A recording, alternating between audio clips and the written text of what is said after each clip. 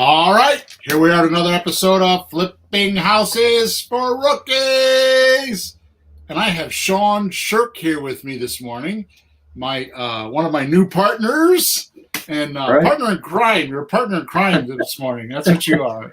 Yeah. We are on episode number 261. We're recording a little bit early on Facebook because Sean has a meeting this morning, and we're going to just blitz it out this morning. So the name of today's podcast is Things You Can Do Today to Start an Extraordinary Creative Real Estate Career. Here's a description. Turning ideas into action. Napoleon Hill in Think and Grow Rich said, thoughts are things. The human mind is an amazing tool. Not a day goes by that our minds aren't filled with thoughts and ideas. But, and it's a real big but, Sean, how many of these ideas and thoughts get dismissed daily? So I beg you to ask yourself today, how creative are you at applying an idea to your life? Will this idea stay long enough with you and clear enough for you to take action? In this podcast, we will be talking about focused actions you can take today so you can become more useful and powerful as a creative real estate entrepreneur. Truth is, a big idea can command attention, but it takes a big promise to fuel a movement or fortune from creative real estate activity. The source of power is in proportion to the greatest number of good to the greatest number involved.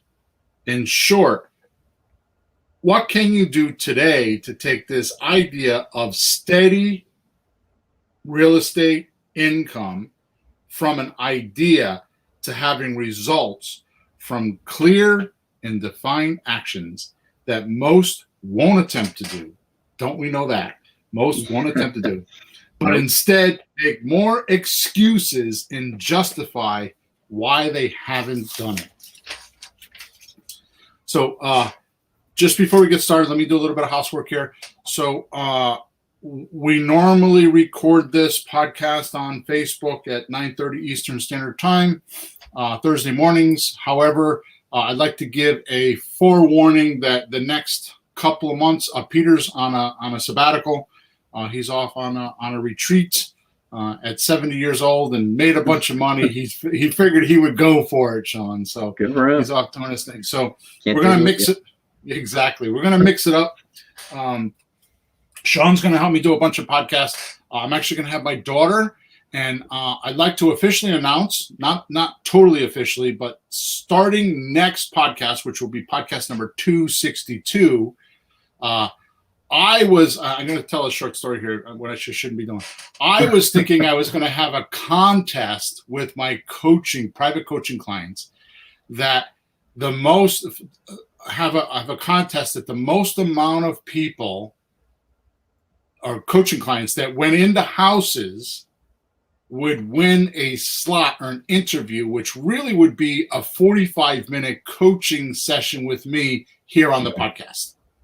And then you were like, why would you just limit it to private coaching people, Bill? That's right. Open it up. Yeah. So he's like, come on, let's get some of these people out there. Let's dare them to go talk to sellers. That's and I'm right. like, oh my God, this is so cool. So I'm officially warning you today that we are going to be doing that. What I want to do is I want to create a little, like a little sales page, not a sales page, like a place to go register. I'd like to at least get some people registered. You don't have to register, but I'd like to, if you register, I'm going to give you some extra bonuses if you win. So you could just go out there and, and you're going to have to prove to me. You can't just say I was in 5 houses this week, because we're going to interview you and like what happened in the house and what did they say and what did you say. So, you can't like fake it to make it. You can't just take pictures in 5 different rooms in your house and that counts as 5 different houses. Oh, Sean, you're giving them ideas. Stop. So, anyways, we're going to release that next week. My point in telling you all this is that we're going to stir things up the next couple months. I'm going to rattle the cage. We're going to get Sean to help us. We have some cool shows coming with Sean. He's called the Builder because the way Sean caught my attention was with this book called The Rocket Fuel. Yeah, I got it back there. So Sean was pretty clever because he was a coaching client, and he was like, we started talking, and he bought and mailed me a copy of it and said, Bill, read it and then call me, which was clever on his part. So, what the book talks about is, I'm way off topic here, is it talks about having 2 people in an organization. There's a visionary and the integrator. So Sean in our relationship is the integrator. Yep. He's like Emma. He's geeked out left, right, and center. He knows how to run systems and how to get all that stuff done. So, and obviously I have trouble doing that because I'm the innovator. So we kind of get along good. Not kind of, we get along good. Yeah. So anyways, there's my long housekeeping thing. So basically, we're going to change things up. If you're not used to listening to the podcast, or you feel like it was getting boring, or even have some questions or want us to cover some stuff, you should definitely let us know. But the next couple months, the summer of 2021, we are going to rock it, and we're going to have some fun. Also, there's a link inside of the chat wherever you're listening. I'm sorry, a link inside the description of wherever you're listening. I've not changed it. As soon as we get off this call, I'm actually going to give Sean the username and password to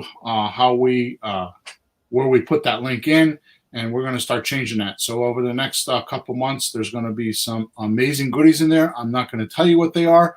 They're just going to be hidden goodies. So you should click on that link because it's liable to change every week, and I might be giving away some extraordinary shit in there just for clicking on the link. So make sure you do that. And lastly, make sure you subscribe to us wherever you're listening to us, and you like us. And if you want to leave a testimonial, go to flippinghousesforrookies.com. So Sean, today I'd like to start off with posing our listeners with a question. All right. This is for the listeners now. What kind of hero are you known as? Okay. Or even better, what kind of hero do you want to be known as by the most amount of people? All right. Think of this. Somewhere there's a perfect place for everybody. But it isn't often the obvious place or first place you enter. Right? Which is why I believe, me, Bill Hawthorne, I believe a majority of my listeners and people that buy stuff from me and my crowd or my congregation, as we call it, for the real estate education business is a certain group. And they didn't, they're usually 40, 45 years and older. Not everybody. It's just the majority of them. And the reason why is because they didn't start off in life wanting real estate as their income stream. Mm-hmm. So a lot of our listeners have stumbled across or decided to use or researched real estate later in life. Yeah. Now, I feel like I'm preaching to the wrong choir because you're like, what are you, like 25 years old or something like that? Or 20? Yeah, 26 years old. Yeah. So here I am talking about this older group, and I got Sean here. But seriously, I don't think of you as a 25-year-old. or a 26-year-old. I don't do that. I mean, you're definitely a forward thinker. So how long have you been doing real estate? Like a year or two? Yeah, I mean, maybe a year and a half. I read Rich Dad Poor Dad, and just really wanted to get into generating a passive income stream, and I basically went through the list of what I wanted to do as far as to kind of start a business. I just wanted to get out of the 9 to 5, and I just found slowly went to real estate. I found Bigger Pockets, and then I found out about house hacking, and it's an evolution. I didn't just wake up one day and buy 5 houses. I mean, it was a process. It was a grind. It was a ton of small actions, and I've only been doing it for a year and a half, and you helped. I think it's easy for people to. It's easier to get to the phase of buying one house. I think it's very approachable, but as far as when I started to try to buy more than one house a year or buy a house without, what I ran into is like, okay, I could, to get financial freedom, I need 20 houses. Right. And okay, how long does it take me to buy a house? Well, if you're saving 25% down, I save all my income. I could buy one house every 3 years. And I start, me, I'm geeked out. I make an Excel spreadsheet. Okay, when can I retire? When can I sit on a beach and just collect my passive income? And say I didn't have kids, I didn't send them to college. It was just me, selfish, in my underground bunker, not spending any money. It was like 45, 50. I was like, that doesn't work. It just doesn't work. So and so I was like, I found you, and found out buying real estate without much down is real. It's not just like one paragraph. Before I met you, it was just one paragraph in a book that was just glossed over. Like, there is this thing called a lease option. There is this thing called seller finance, but don't worry about it. They're subject to. Yeah, I mean, some people do it, but it's mostly like it's not really a thing. So just save up your money, do a conventional, be safe. And, it just shocked my world when I found just see you're doing it and we're doing it and it's real. So, Brad Turner's a really super guy with Bigger Pockets, but he's ultra conservative. He's ultra conservative. Yeah. So, if you want to buy one house every 3 years and then have a portfolio in 25 years, it's perfect. But if you want to get somewhere fast, it's just not going to do it. So Sean, I tease you. We're so off script right now. I got to wing it back here in a second. But but I tease in our group because you're with me quite a bit these days, right? We put a course together and we're like partners in a handful of deals, and we have an LLC together and all that stuff. You've done things with me that I have not let others to do for 25 years. I still don't know why, but I'm not going to try to figure it out. I'm not going to stop and smell the roses. I'm just going to enjoy them and keep going, right? Yeah, just keep drinking that drink I give you every morning. And breathe that air I pump into your bedroom. So I tease that you're a rocket scientist. What are you actually? What's your real job? Well, right now I do. I'm a project manager. I start off as an aerospace engineer, and then again, I like this. I gravitated towards the system side of things. I like the manager role. I didn't like to be an individual contributor. So now I manage a team building a flight control for the next generation Kiowa helicopter. So all nerdy stuff, and then I'm also a military intelligence officer in the Army. So I got a bunch of stuff going on. Military intelligence officer in the Army. Okay, we'll leave that one alone, ladies and gentlemen. I always get tell teased. us that one. Intelligence and Army doesn't mix, but that's what they tell me. Oxymoron. All right, Sean. So anyways, this kind of walks us into where I want to go today, right? Actually, right in the front door of what a real estate entrepreneur can do to become more productive and useful with creative real estate. Okay. Perhaps a more interesting and instructive, maybe less commonly talked about and written about factor in creative real estate investing is the entrepreneur's ability to uniquely capitalize on their time and place. Definitely. A little bit profound, right? So Mhm. it's the ability of an entrepreneur, a real estate entrepreneur, to uniquely capitalize on their time and place. Right. Now, before I go much further and I read what I wrote, because it's what I should be doing, this is totally cause and effect, proactive or reactive, Hmm. however you want to say it. So a lot of people think that their environment is accidental. They just, oh well, it was fate, I showed up here. And fortunately for you or for me or for whoever, I don't believe in that. I believe in No. and creating your environment, right? So Right. what I'm talking about right now is the entrepreneur putting him or herself in the correct path of progress so that they can get the quickest desired results, right? Right. So if you're on a desert and you want water and there's no water, right? You're not going to walk into, I don't know, you're not going to walk into a laundromat. You know what I mean? Because you don't need your laundry cleaned. You need water. You know what I Right. mean? So let me explain or give you an example. An untrained person decides to do real estate, and they feel like the best strategy for getting time back, eliminating debt and growing retirement funds, they decide real estate's it. Okay. It's a good thought or idea, but here's what happens. We might call this the strategy, right? So it's just the strategy.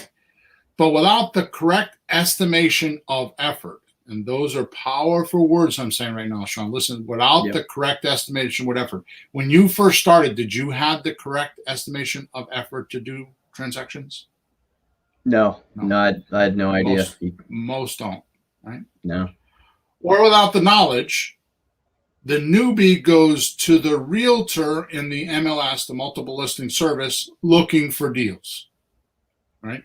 Not Yep. knowing that they need to speak to or deal with or be in the business of motivated sellers to do deals with, right? What they're Yep. looking for is they're looking for the house. They think the house is where the deal is at. Now, you've heard me say this a bazillion times.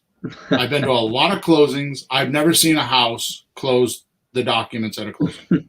Not yet. Right? It's always people. Yeah. Oh, yeah. So why are you looking for a house? People control or own title to those deeds. They have the rights to those deeds.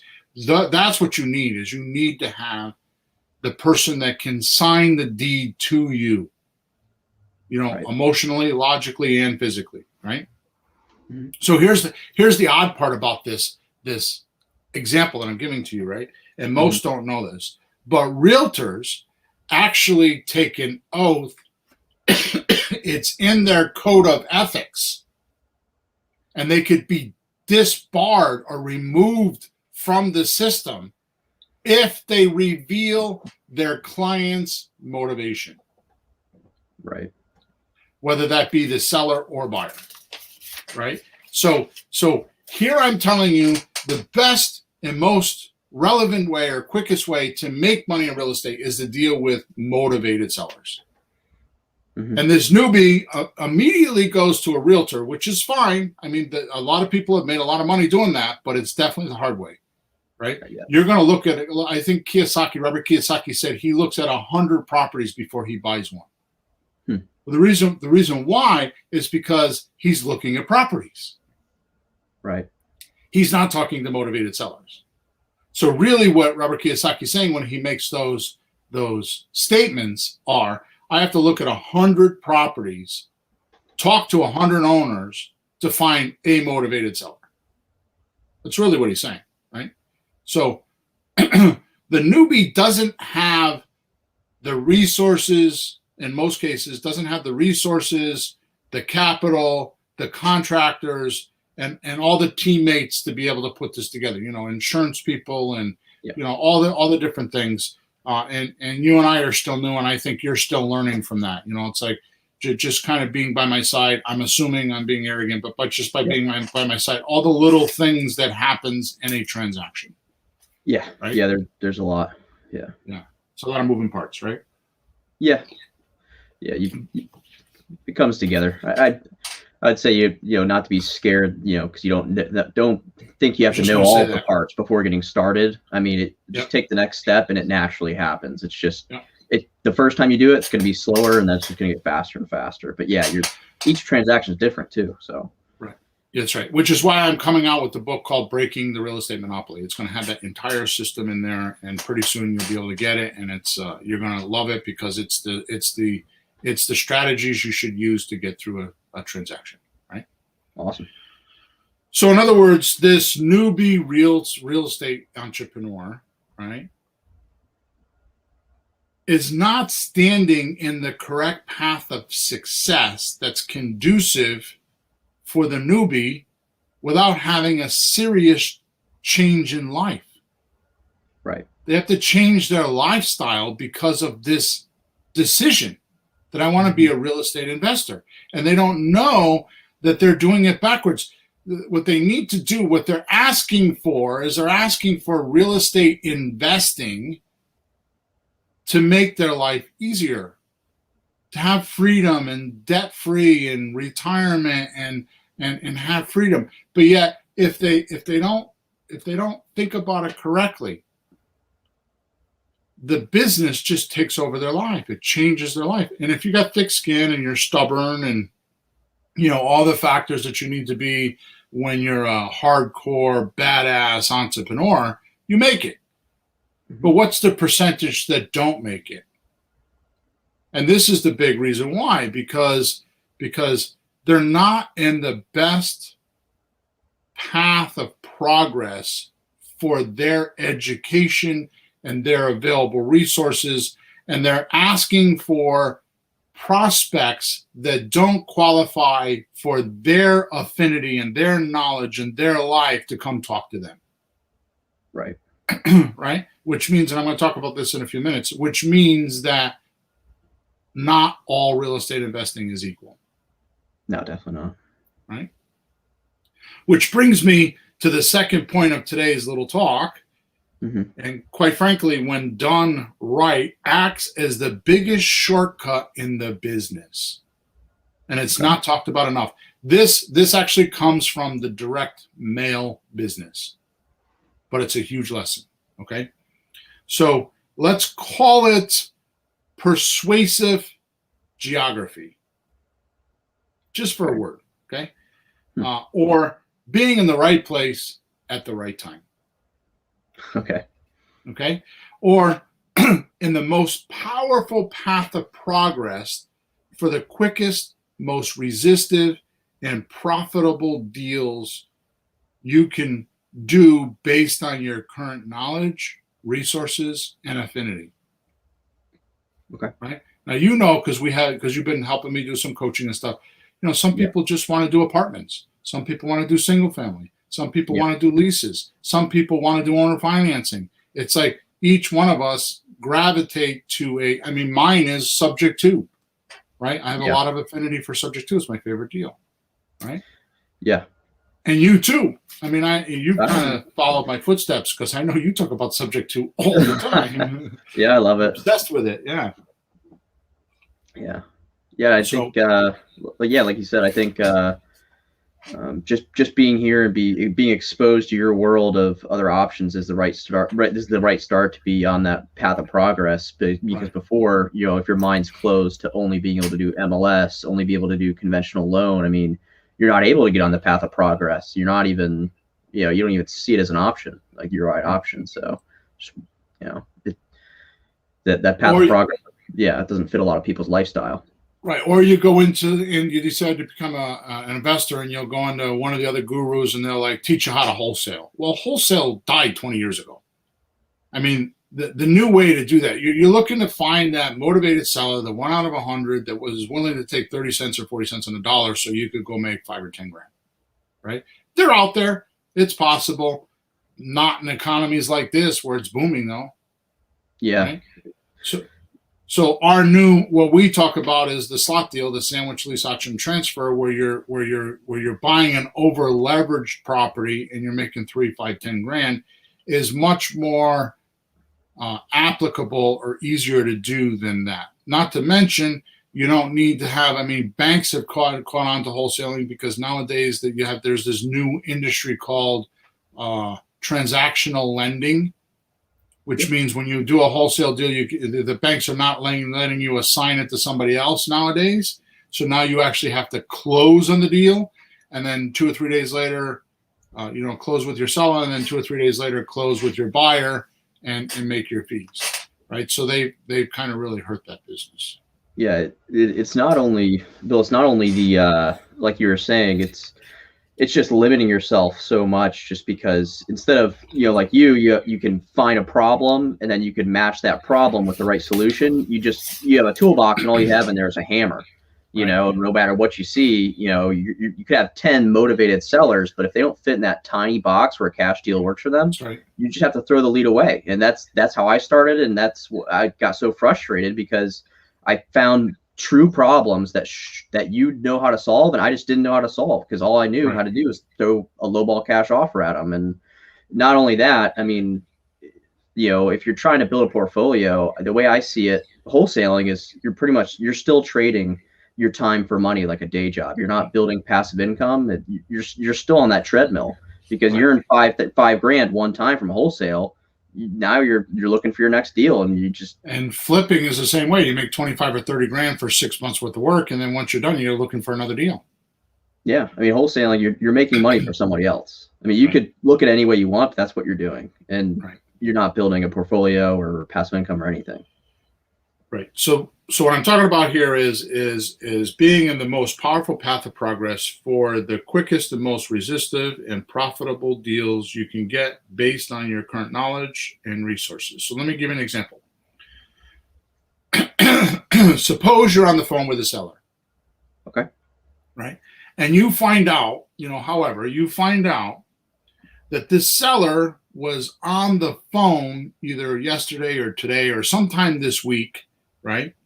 Was on the phone with their mortgage company, and they're behind on payments, and the mortgage company is threatening to foreclose. Okay. How do you think that seller would act or perform or interact? That's a better word. Interact with your phone conversation. Probably favorable, right? They're interested. Okay. Or you could go the opposite direction, right? And let's say a day before, the day of, or the week of, the seller talked to a realtor and found out that the property that they want to sell is worth, 30 or 50 grand more than what they thought or wanted. How's that conversation going to go? Probably far worse if you're the investor.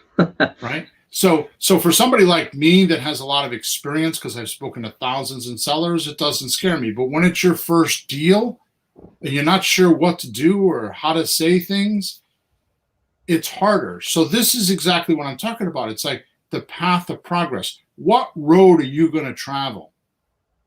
Right. Now, if you're going to take one road and you know that there's, rivers and trees and rocks and everything you got to move to get to where you want to go, whereas the other road has less debris and rivers and mountains and all that stuff, you're naturally going to take the easier road, right? So that's exactly what I'm talking about. So by consciously understanding your resources and your ability, you can pick the best road. Now, I'm not saying that you stay there. I'm not saying that you're going to make a living. I'm not saying that you're going to retire from that money. What I'm saying is the best thing you could do is your first 3, 5, 10 transactions and get used to how things work. I mean, Sean, again, I'm going to go back to it. Yeah. Just doing transactions, every transaction, you learn something. Oh, yeah. You probably had run into this. Well, I'm sure you don't run into as much, but we do 2 or 3, and I was like, okay, I think I got the hang of this, and then something else would come up, and it's Yeah, I don't think I've actually put in the book, until you've done 50 transactions, you're not 100% comfortable. Okay. Right. And I don't want to scare anybody with that. I'm just saying that, until you've done 50 transactions, I don't think you've actually seen anything. And I've done hundreds, and things still happen to me that I've never seen before because the environment keeps changing, right? Mm-hmm. All I'm saying here is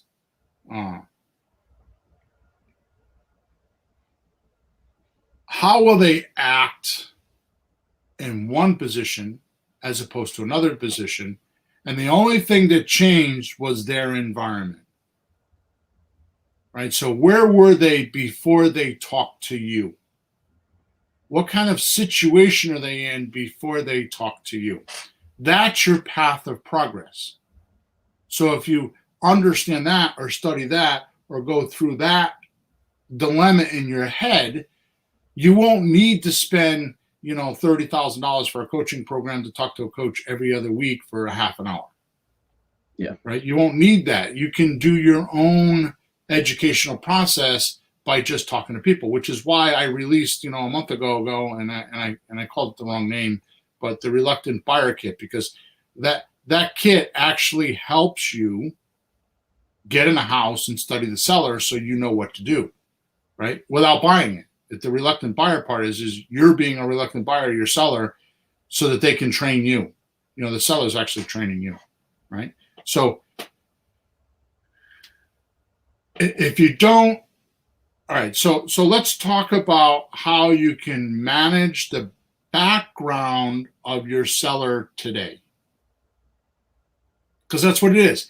You got the background of your seller, like what's going on in his life or her life that they're not telling you about, and they don't know you, so they're going to put their social personality up, and everything's going to be nicey nice. The weather's good, and oh, thank you for calling me, and they're just so polite.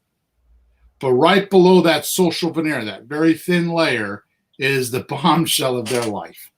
It's the atomic bomb of their life, right? So if you don't have or want to use your own money, why would you put yourself in the path of progress of, say, rehabs or, for that fact, for sale by owners? Yeah. Right? We know a for sale by owner or a FSBO is a FSBO, for sale by owner, because they want to save fees. Right. And get most of the deal or most of the money in the transaction. That's why they're a FSBO. So what's their priority? Their priority is the money. That's right. The most amount of money, right? So now sometimes they'll let you take monthly payments to get their greedy asking price. But the percentage is low. Yeah. Okay. There is a percentage, but it is low because we do call for sale by owners and we do have a script, but here's the magic. The magic of a good real estate entrepreneur is to do a lot of outflow, talk to a lot of new sellers, but what we don't talk about enough is the ability to pre-screen who's qualified and who's not qualified to get your time. That's right. And your education. Even if you're just listening to these podcasts and have done nothing else but just listen to some podcasts, you have more education than the average bear. Right? You're putting time in and you're like getting smarter. Right? All right. How about we do this? Talk to someone who has who's been put in an accidental landlord position. Right? So an accidental landlord is someone that had a house, moved on, bought another house, thinking they were going to sell this house, and that house didn't sell or something happened. There's some complications. And so either they owe too much money or the market turned or whatever. And now they're renting it just to cover their costs. Yep. So that they can move on with their life. Right. The interesting thing is that what we're talking about here is that person has already made up their mind that they're not going to get their 200 grand or whatever the number is, and they're going to take monthly payments. Now, isn't that the best place in the world for you to be? is No. talking to that person. Because what you want to do is you want to talk about giving them monthly payments until you can pay them off. Or just letting them walk away. It's it's like you said. I mean, some people are more greedy than others. But just in our coaching group the other day, you could tell if it's need or greed, because the woman wasn't looking. When you start talking about monthly payments, she her expenses were 700. She wasn't looking for the gap in between. She just wanted her expenses to be met. Which, when people say how much you like, if they're okay with getting the same amount of money as their expenses, their motivation isn't greed. They just want to walk away. They want to be done with the property. Right. So listen to what he just said, guys. Just listen to what Sean just said. The reason why is because they've made a decision to move on in life. Yep. And this house is a barrier or a problem or some sort of a hiccup for them to get that new thing. Let me give you a classic, real easy example. You want to buy a new car. Yep. You owe $3,500 for your car, just as an arbitrary number. Dealership wants to give you $2,500 or $2,000. Mm-hmm. What do? So you already got a payment on the first car because you owe $3,500. Right. So you could buy the new car and take on the new payment, saying, well, I got a month before I have to make my first payment, so I'll go sell my car and pay off the $3,500. Right. But then you don't sell the car because it's not as easy as you thought it was going to be, or everybody is offering you $2,000 or $2,500. Now you have two payments. What happens now? You probably go back or take a bad deal. Right. You're motivated. You're gonna put money in. You just became motivated, right? Yep. So wouldn't you say that this is a less resistive seller to talk about doing a rent to own or owner financing? Oh yeah, I mean you're just going to be spinning your tires if you're talking to people that are getting called 20 times a day, throwing crazy cash offers at them, and you're not going to get anywhere with terms. Exactly, right? It's inviting or being in a corrective path of favorable results. So all real estate investing is not equal, which is why you want to sift. Actually, you want to sift who you run into before running into them.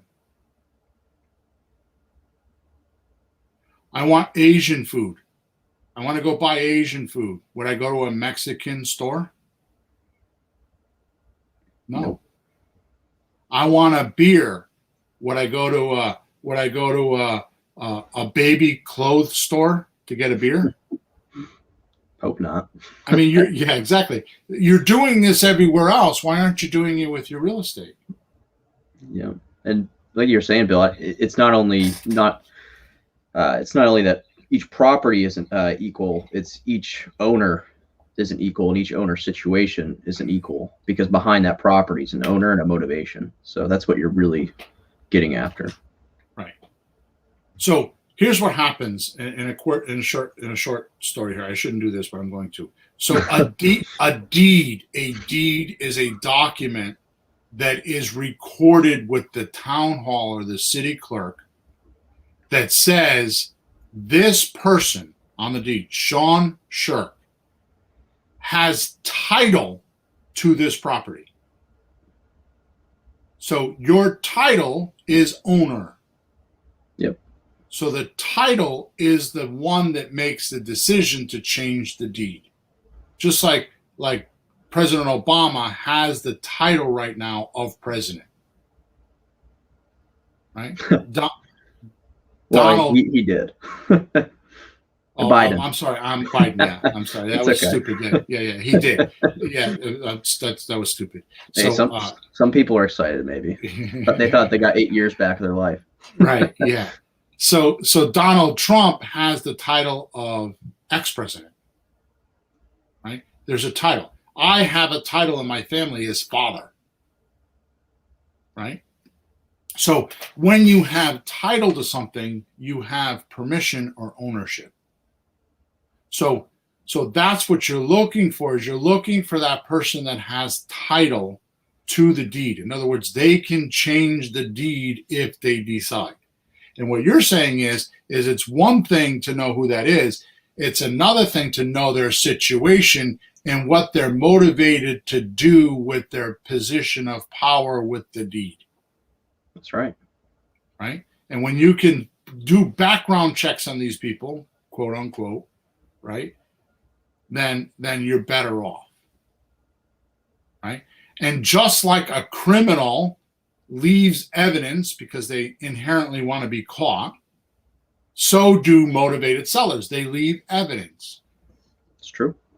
Right? So if you're going to do any kind of investigating, it's not how to do deal structuring. It's not how to talk to sellers. It's how to find out what the background is of your seller and how you can find them. That's exactly right. And what you'll do is you'll start to figure out there's common denominators with these people. Let me give you a real easy one. Finding divorced people. How do you find divorced people? You go to court. Yeah. Okay. Spoken from a 26-year-old. So a good way to do that is to go search for lis pendens. What is a lis pendens? A lis pendens is a doc that says, hey, there's a litigation here. Before you take this title, you better check it out. Right? You could go on, like in Connecticut, you can go on the judicial site and you could comb through the judicial site and you could look at who's being sued and for what. So go on there and look for divorced people, right? Yeah. Divorce is a great place to go. That's a great place for subject to, by the way, right? Because they often want out, or at least for deep discounts, right? Yeah. So that's just one example. Here's another example: probate deals, right? I mean, I just did in the monthly mastery group a month or two ago a whole thing that you showed me how to do on how to find deceased records. Yep. And not only does the software find who's deceased, but it finds out who's living, or a good guesstimate of who's living. Yep. And you send them mail. Or call them or wherever you want, yeah. What a good place to go look for rehabs. Oh, definitely. Probate. Yeah, not only that. I mean, what we ran into is a lot of those probates are, a deceased owner, and I'd hope the most common cause of death is old age. So most of those are actually free and clear. So not only could you do a fix and flip, you could actually do seller finance because a lot of them are paid off, and they don't need money right away. Yeah, if they're not in probate. Yep. Which is possible, right? Yep. So here's another one. And we don't do enough of this. We have to talk about this, but here's another one. How about if you did a search for quit claims? Interesting. And sent communication to people that just did a quit claim. That means something's going on. That means somebody took it's QUIT, quit claim. Yep. That means that somebody says, I no longer want any responsibility of this property. I'm relinquishing it and giving it to this other person. Right? Something's going on there. Don't you think that's a good path of progress to be in? If you sent them some like text or direct mail piece that said, hey, I buy houses. Yeah. Right? By the way, newsflash. The harder it is to find the deal, the bigger the deal is. 100%. So you don't need to go study deal structuring. You don't need to go study all the scripts and all my words and all that kind of stuff. What you need to do is figure out what your path of progress should be, could be, and would be best at. And put yourself in that path so that you could be most successful quickly. Right? So for a newbie, we talk about it all the time. For a newbie, I suggest going on, I call Flakebook, but Facebook, right? Or Zillow, and go into the for rent section. Just go into the for rent section. These people have already made their mind up that they're going to take monthly payments. And you find the for rent section, whether it's in Flakebook or in Zillow, right? Yep. And you just type a message. Would you consider renting for a year or two and then sell it to me? And if they say yes, here's what you do. You actually go look at the property, okay? And you're going to rent it from them and then sublease it to your buyer. There's no obligations. I was on a monthly mastery call last night, and one of my guys from Israel has a deal, and he's been hemming and hawing about being a coaching client, and I reamed him out last night because he has a $50,000 deal. He's got a deal that's worth $410,000, and the guy came out at his starting number at selling to him on a $349 and is willing to take monthly payments, and it's free and clear. Wow. And he didn't even know he had a deal. Oh He's my like, God. it's too much money. What happens if the market changes? I can't pay $349. Oh my gosh. He didn't even know he had a deal, which is another story because I barked at him because I'm like, dude, you're worried about paying me coaching. If you did this deal, you could pay coaching for me for the next 5 years in one deal, and you're going to throw it away and don't even know you have it. You don't know what you don't know. Yeah, and I even say that people are worried about the market changing, that the number one rule is if it cash flows, who cares? Yes, You know, right. you're making $600 a month. It could be worth $1 tomorrow. It doesn't matter. Right. You think that market's going to go down more than 50 grand? I don't. No, well, no, it won't. But even if you just want to sleep at night, just Right. trust the cash flow. You can't, if you have cash flow, you can't go wrong. Right. So going on Facebook, and he found this on Facebook. That's why I'm telling you this story. That's awesome. So he went in and he's just typing for rent, words for rent, and just Yep. typing in there, would you consider selling for a year or two and then sell to me? Now, here's the interesting thing. Mm-hmm. They already made up their mind that they want to rent. So they're thinking about getting a rent and being a landlord. Now, you come along and say to them, hey, Mr. Seller, I'll pay you every month your rent or a little bit of a discount if you give me a little bit of a discount. But here's the thing. You won't have landlord obligations, and I'll pay you off in a year or two. That's all positive conversation to them. That's all positive motion because, first of all, they probably are an accidental landlord and they don't want this property anyways, and they're strapped with the landlord obligations, which, by the way, landlord obligations means not just like repairs and maintenance and not when somebody's not paying, but when it's vacant, you got to fill it up again. So now, how many times does that happen? I know that's happened to you, Sean. Like you're going along in life and you're doing things, right? Yep. Somebody moves out of your apartment and all of a sudden you got to fill one of your apartments and it disrupts your life. You're supposed to go away with your girlfriend this weekend, or you're supposed to do this, or you got a wedding coming, and you're dealing with, I got to fill this apartment because every day you don't fill it, it costs me money. Right. And it's just a disruption in your life. So that's landlord obligation. So imagine if you could shed that and still get your check, right? Exactly. Here's the trick. The more of these messages that you do, right? Like, would you consider renting for a year or two and then sell to me? The more of these messages you do, the faster you'll find a deal. It's just a law of averages, but calculated correctly. Right? So here's the magic, and here's the reason why any of my coaching clients or anybody that I deal with is not successful. Number one reason. They don't talk to enough new sellers. Yep. They don't contact enough new sellers. It's not, and that turns into making offers, but they don't contact enough people. Do this drill. Do this drill today. If you're listening to me right now, do this drill today. Walk out your front door. Take a left. Take a right.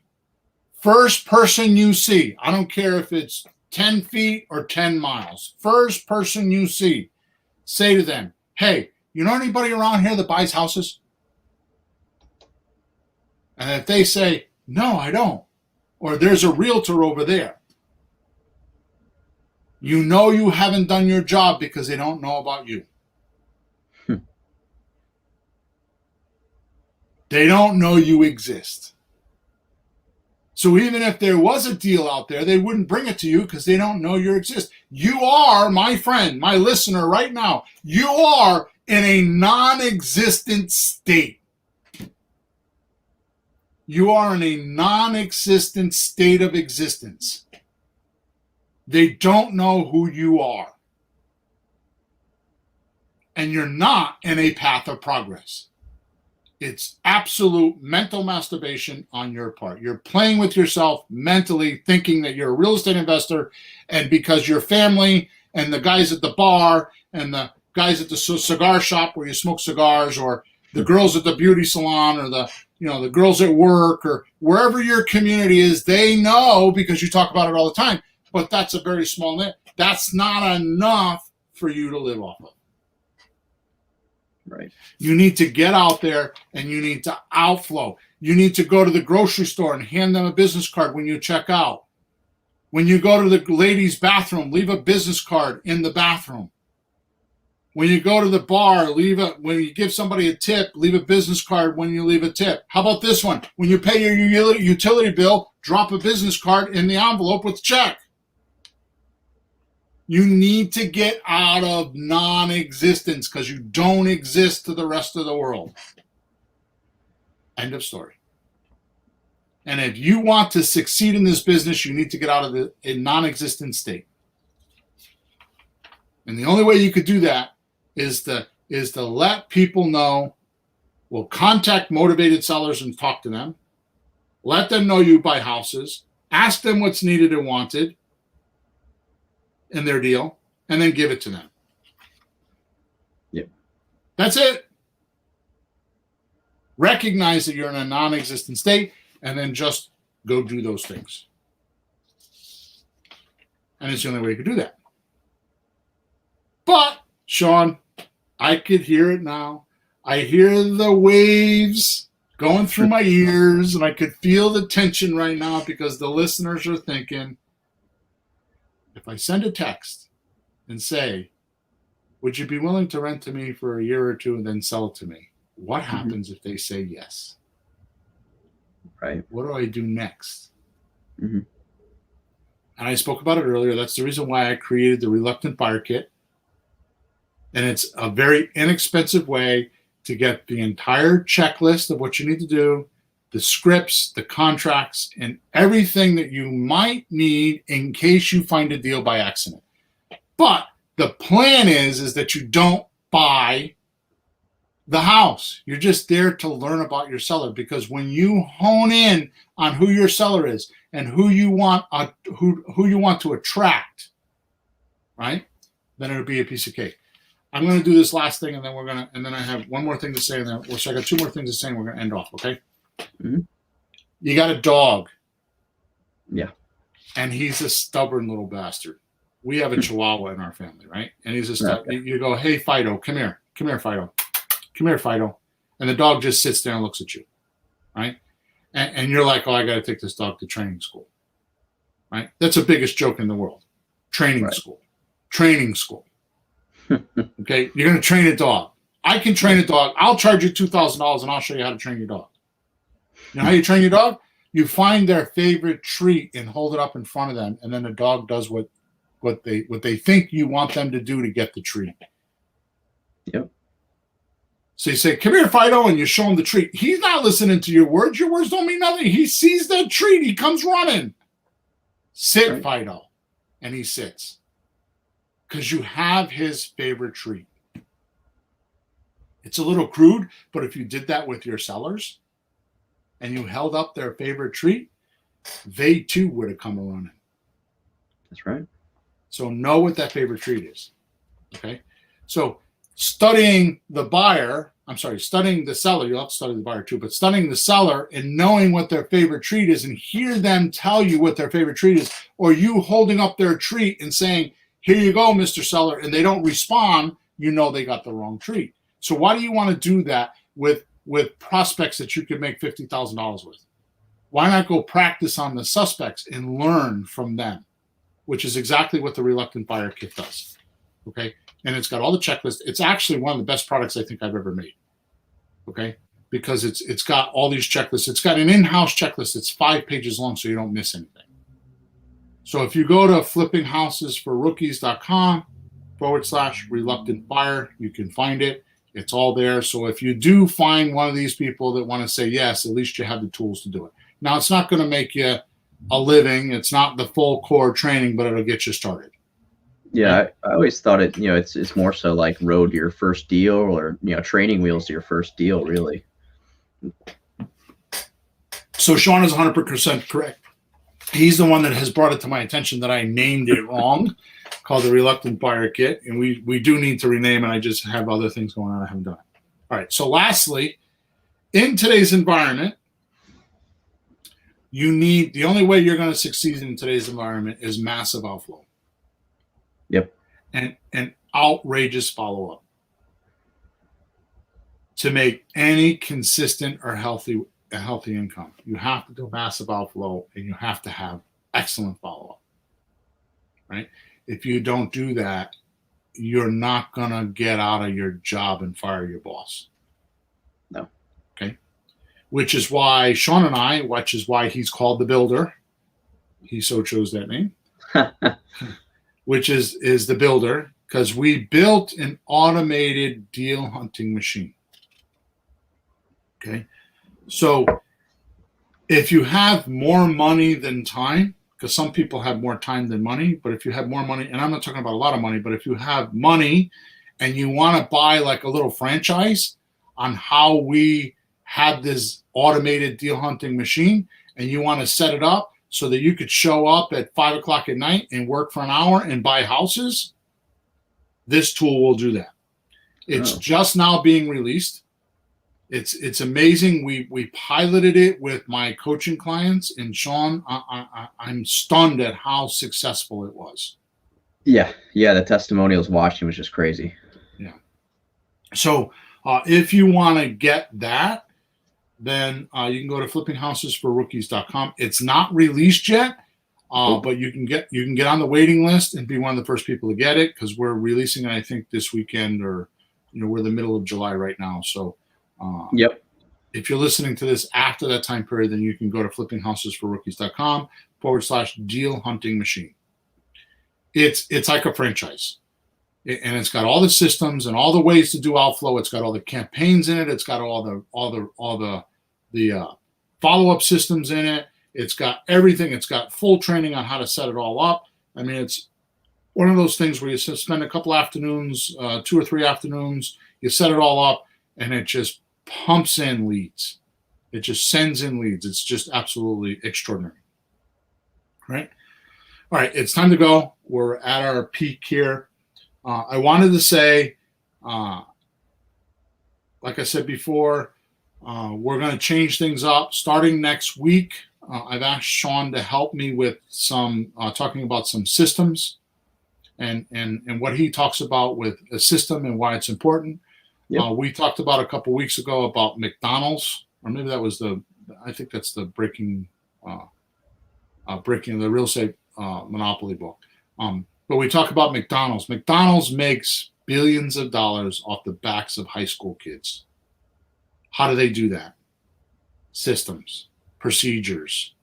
And when you put those in, you can start to get your time back. You can get debt paid down. You can build retirement, help parents, do whatever you want. Mm-hmm. Right? And we're going to talk about that over the next couple of weeks. Right? Yeah. And realize that the link this week, I don't know what it's going to be this week because we haven't changed it, but realize that I'm going to kick off this new game over the next several weeks, and we are going to put the challenge to you. The person, like the top 3 people or something like that have been in the most amount of houses talking to sellers, whether they have the Reluctant Buyer Kit or not, will win a private, well, it won't be private, will win an interview with me, a 45-minute interview on this podcast with me helping you with what you said, what the seller said, help coaching you with words, with sentences, what happened, finding out about your feelings, finding out about what you didn't know, what you missed, and actually set you up so the next time it happens, you'll be in better shape. and I want to do a few of those. Okay, so that's what you're going to win. All right? I think you're forgetting one big thing, Bill, and I think it might let the cat out of the bag here. But sure, from the conversation we were talking about, putting yourself on the path of progress and putting yourself in front of the right sellers, we got a huge thing coming out in less than a week that you could sign up with. Right in the description below, we have that week-long deal hunting masterclass. Yep. So it's going to be 3 videos. It's going to show you exactly. I'm sure there's almost everybody on here is thinking, you talk about probate, you talk about divorce, you talked about list pen, you talked about taxes, we talked about high equity. How do you find these owners and how do you put them in a bucket? And you talked about how do you apply those. Yeah, but that's only half of it. How do you do all that without giving up your life? Exactly. And spending 10 hours a day trying to find them. How do you do it in 30 or 50 minutes a day? Yeah, and we're going to show them exactly how to do it. Yeah. So Sean's right. We'll get the link. The link is in the description. It's not there right now, but it will be sometime today. The link's in the description, so you can go to those masterclass. There's 3 videos that we're going to do, probably a 4th too. We'll probably have to do a 4th one, but there's 3 or 4 videos. It's masterclass. It's totally free, and you can see what this is all about. We're not asking you to buy anything until you know everything that's going on. And minimally, even if you don't buy anything, you're going to get a bunch of education in our masterclass program. Okay, so make sure you check that out. Make sure you get in the link. If you don't know where the link is and you're afraid that you're missing out, just go to Flipping Houses for Rookies, top right-hand side. There's a support ticket there. Just send me a support ticket, and I will send you what you need. Okay, so if you feel like you're missing out on something or you don't know where the description link is or whatever, just go to flippinghousesforrookies.com, top right-hand side, and it's support tickets, and send me a support ticket, and I'll send you all the goodies. That's right. Sean, thanks for being with me today. Of course. It was a pleasure, as always. And we'll next week kick off some automation stuff. We'll talk about systems and procedures and how you can kind of get that under wraps. Yeah. Cool. You'll have to promise to stop me if I get too in the weeds or too geeky. But I've already experienced that. I know what that's all. I'll be like, Sean, wait. You're talking to an old guy here. Slow it down. Yeah. Hey, no one will tell you this stuff though. Yeah, exactly right.